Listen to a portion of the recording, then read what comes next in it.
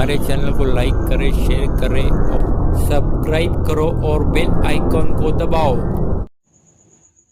महाराष्ट्र के अमरावती में स्थित जिला स्तरीय अस्पताल डिस्ट्रिक्ट वुमेन्स हॉस्पिटल के नवजात शिशु गहन चिकित्सा कक्ष NICU SNCU में सोमवार 24 अगस्त 2026 की सुबह करीब 3:15 से 3:30 बजे के बीच एक भीषण आग लग गई, जिसमें 3 नवजात बच्चों की जिंदा जलने और दम घुटने से दर्दनाक मौत हो गई।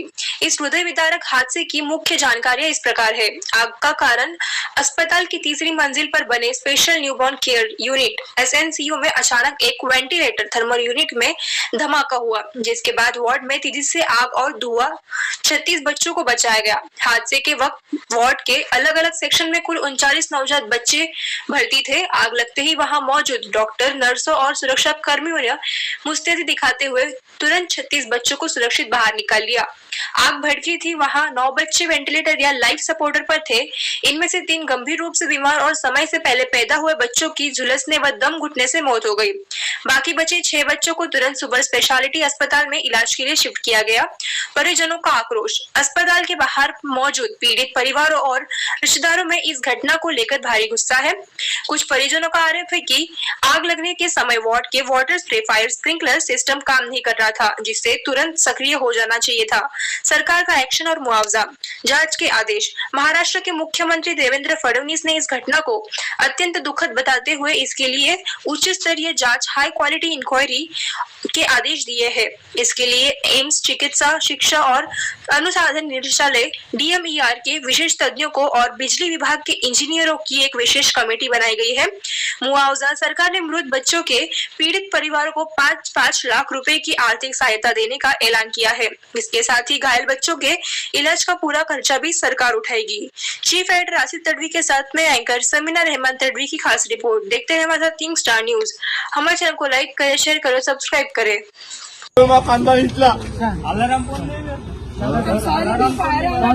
एवढी आग लागली हॉस्पिटलमध्ये, बाहेर अलार्म नाहीये,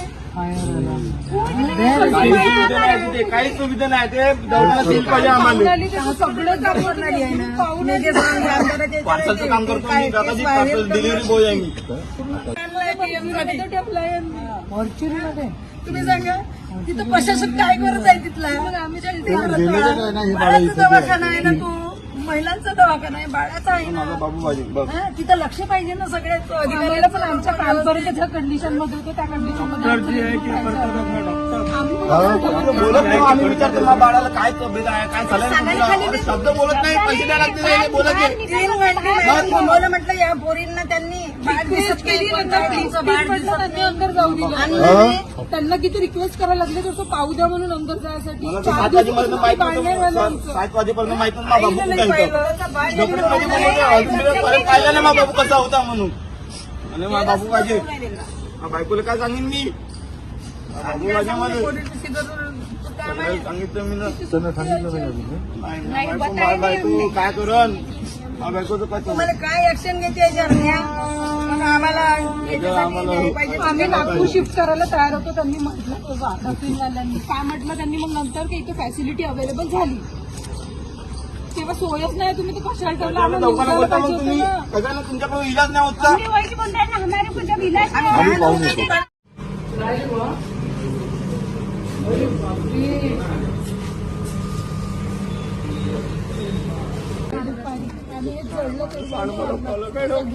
केव्हा भरती होतं केलं होतं, भरती केलं होतं. किती वर्षाचा होता तो.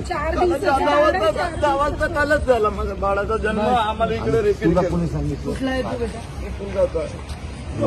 माझा तुमची मिसेस होती. माझ्या मिसेस सांगितलं नाही. ते तर अजून बेकार, तब्येत खराब होऊन जाईल. माझी तिथे डपरीमध्ये आहे, तिला सांगितलं नाहीये.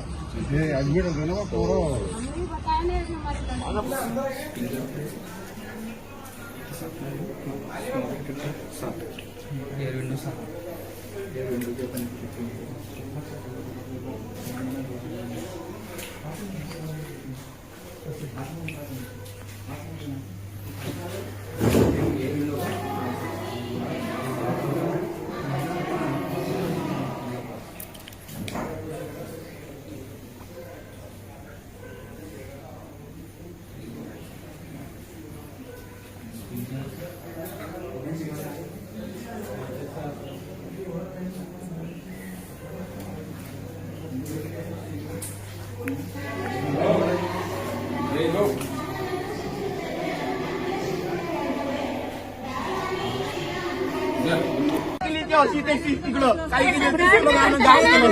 माझ्या बाबू मला पाहिजे रे बा.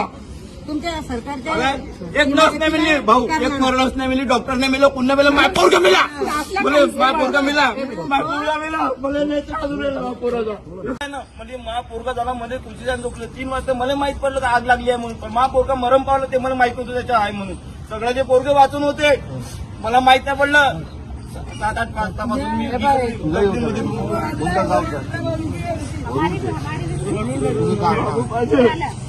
पहिला बाबू मा कांदा इथला अलाराम पण फायर अलार्म एवढी आग लागली हॉस्पिटलमध्ये, फायर अलार्म नाहीये.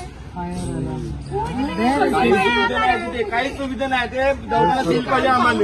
सगळं काम करणारी आहे ना. पार्सलचं काम करतो मी, दादाजी पार्सल डिलिव्हरी बॉय आहे मी. फॉर्च्युनरमध्ये तुम्ही सांगा तिथं प्रशासन काय करत आहे तिथला. आम्ही बाळाचा दवाखाना आहे ना, तो महिलांचा दवाखाना आहे, बाळाचा आहे ना. बाबू पाहिजे बघ. हा, तिथं लक्ष पाहिजे ना सगळ्याच अधिकाऱ्याला. पण आमच्या कालपर्यंत ज्या कंडिशन मध्ये होतो त्या कंडिशन बोलत नाही आम्ही, विचारतो ना बाळाला काय तब्येत आहे, काय झालं, शब्द बोलत नाही, पैसे द्यायला लागते बोलत नाही. 3 घंटे थांबवलं म्हटलं या पोरींना. त्यांनी केली त्यांनी अंदर जाऊ दिलं. त्यांना किती रिक्वेस्ट करायला लागले तर तो पाहू द्या म्हणून अंदर जायसाठी. 7 वाजेपर्यंत माहित नव्हतं, 7 वाजेपर्यंत माहित नव्हतं मा बाबू कुठे होतं. पाहिलं ना मा बाबू कसा होता म्हणून. आणि मा बाबू पाहिजे, बायकोला काय सांगेन मी, बाबू माझ्या मध्ये सांगितलं मी ना. त्यांना सांगितलं नाही का तुम्ही? माझी बायको काय करण, माझ्या बायकोचं काय तुम्हाला काय ऍक्शन घेते आम्हाला आम्ही नागपूर शिफ्ट करायला तयार होतो. त्यांनी म्हटलं डॉक्टरवाल्यांनी काय म्हटलं त्यांनी, मग नंतर काही इथं फॅसिलिटी अवेलेबल झाली तेव्हा सोयच नाही. तुम्ही तर कशाला ठेवलं, आम्हाला दवाखाना बोलता मग तुम्ही सगळ्यांना तुमच्याकडे इलाज नाही होत का? आम्ही पाहून येतो.